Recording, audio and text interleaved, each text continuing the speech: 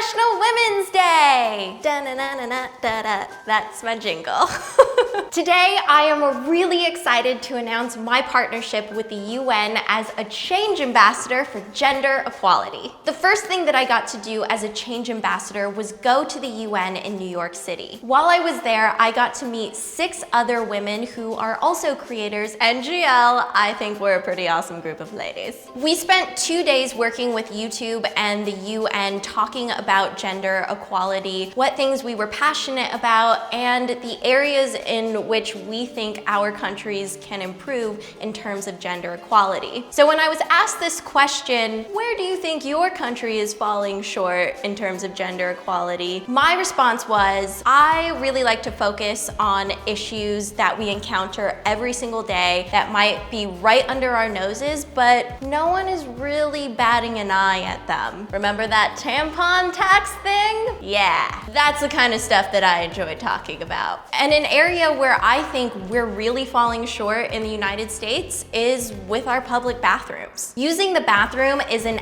absolute necessity for everyone. And the vast majority of our public bathrooms in the United States are super gendered. They're segregated and they promote discrimination on multiple levels. The majority of the conversation with the UN revolved around women. But one thing that I'm really striving for as a change ambassador is to make this an inclusive space. Because this goal, the actual title of it, is gender equality, not just women's equality. And that means so many other people fall under that umbrella, and we need to include them. To make things really simple and straightforward, and to make sure we're all kind of on the same page here, I want to talk about how gender identity, gender expression, and sexual orientation are different. Because a lot of times those 3 things get lumped in together, and it's important to understand how they are all individually different. Gender identity essentially is what you feel internally. It is the feeling about which gender you are or are not. It's the gender that you want people to perceive you as because it's what you feel. Gender expression is external. That's how you choose to present yourself to the world, whether it's the way that you style your hair, the way that you dress, etc. If other people can see it, that's part of your gender expression.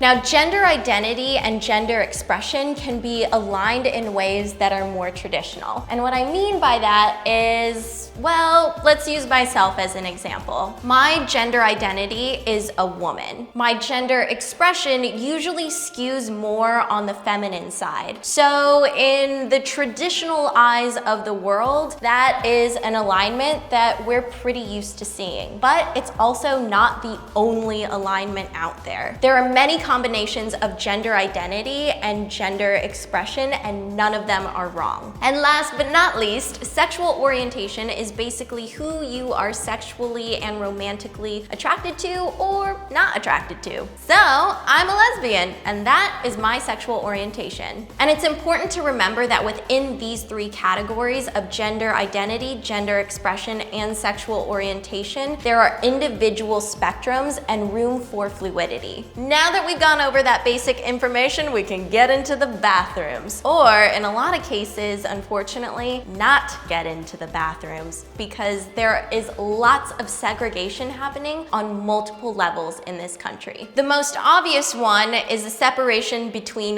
men and women. This leaves no room for people who identify as non-binary. These bathroom setups are also unwelcoming and often hostile for trans people. And on top of all of that, the signage for public bathrooms usually perpetuate gender stereotypes. So that figure wearing the dress is supposed to embody a woman, and then the other one wearing pants or being naked or whatever that one's doing is supposed to be a man. And those 2 figures really perpetuate gender stereotypes in our culture. Gender identities are really important. And because of that, we can't just acknowledge people who identify as a girl or as a boy, as a woman or as a man. I'm a woman and I am proud to be a woman, and I will always stand by the empowerment of women. Feminism is an important and necessary movement. We as women have had to fight and fight and fight and fight for our basic right of equality. We understand what it's like to be excluded and oppressed. And now this is our opportunity to be inclusive, to create an inclusive space. So we should act on it. That means not only supporting our individual and group causes as women, but acknowledging and supporting the identities and movements within other communities that deserve more visibility. So you may be wondering, how the heck do bathrooms fit into all of this? Let's talk about bathroom signage as it is for the most part right now. There's the standard figure in a dress and figure wearing the onesie or being naked or whatever they're doing. And family bathrooms have signs with figures that are intended to be a mom and a dad and a child. Not only is that perpetuating gender stereotypes, but it's also perpetuating what a family should look like, when families can come in a variety of different colors, shapes,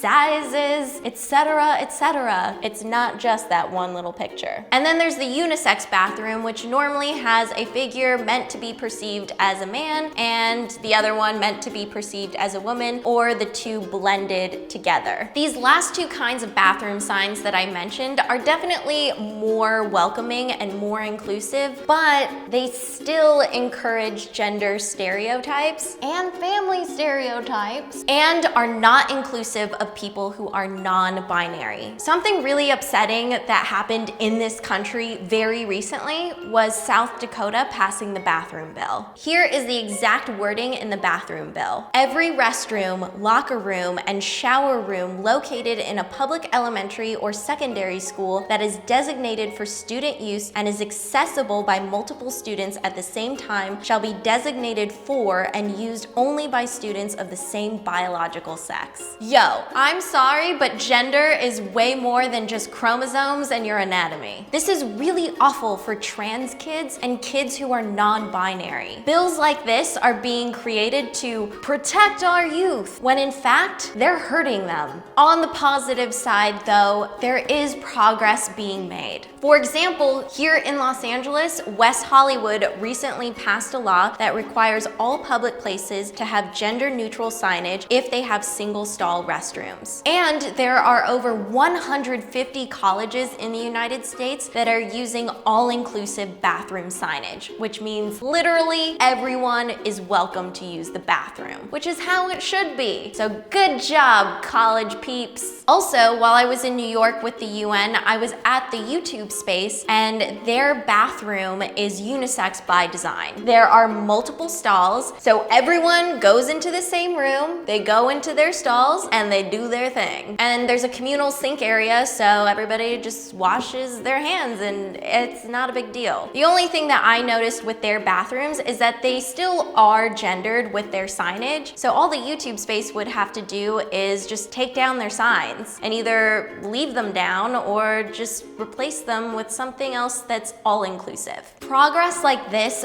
benefits all of us. The goal here is to make public restrooms more welcoming and safer for everyone. This includes transgender people and individuals who are gender nonconforming. Also, people with disabilities who have personal attendants, and for people with children of a different gender. In some cases, like with the YouTube space, it means a simple change in signage. And in other cases, structural changes may need to happen. But neither of these things are impossible, and we shouldn't let these things stop us from creating spaces that are inclusive and welcoming to everyone. We all gotta use the bathroom, and we should all feel comfortable while using them. I really believe that this can be the new normal. It's already happening in multiple countries across the world. But while progress is being made, all-inclusive bathrooms are far from being the majority. Something that's important to realize is that change isn't a perfect perfect journey, and there's always room for improvement. While I was at the UN in New York City, I noticed that their bathrooms are separate and their signage is gendered. I believe that change has to come from within first. You know how people say you can't take care of someone else before you take care of yourself first? And on airplanes, they show that little video of putting your mask on before helping somebody else with their mask. That's basically what I'm talking about here. So that's why I'm initiating a friendly challenge to the UN to reconsider their current bathroom setup. I understand that structurally changing a bathroom usually isn't possible overnight, but changing signage is really easy. And I'm gonna make this even easier by asking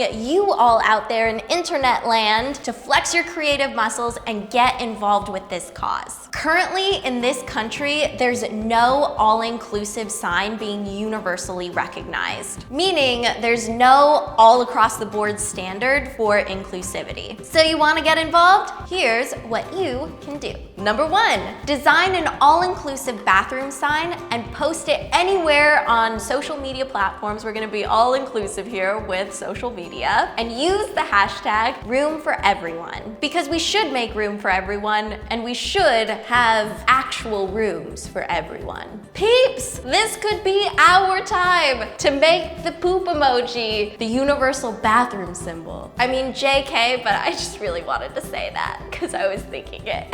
If designing something isn't your thing, when you're out just living your life and you encounter a gendered bathroom sign, take a picture of it and post it anywhere and everywhere using the same hashtag, #RoomForEveryone. I've actually been doing this a lot on my Snapchat, so whenever I encounter a gendered bathroom when I'm in public, I say where it is and we can do better. I'm waiting for the day where the majority of my snaps can say we did better instead of we can do better. This is a specific cause that's important to me, but there are many other ways that you can support gender equality. That's why there are 7 change ambassadors. We support each other as a group, and we also support our individual causes. All of my fellow change ambassador ladies have also posted videos, so I'm going to link their channels and videos down below for you if you would like to watch them. I really encourage that you watch every single one, because when we support each other, we become louder, and that's what we want. I will also be linking resources that I have found to be helpful and have really helped educate me down below in the description box. And you can also use this hashtag to support the overall goal of gender equality. Our goal is to achieve gender equality in the next 15 years. So let's do this thing. P.S. Putting this out there, patience is key,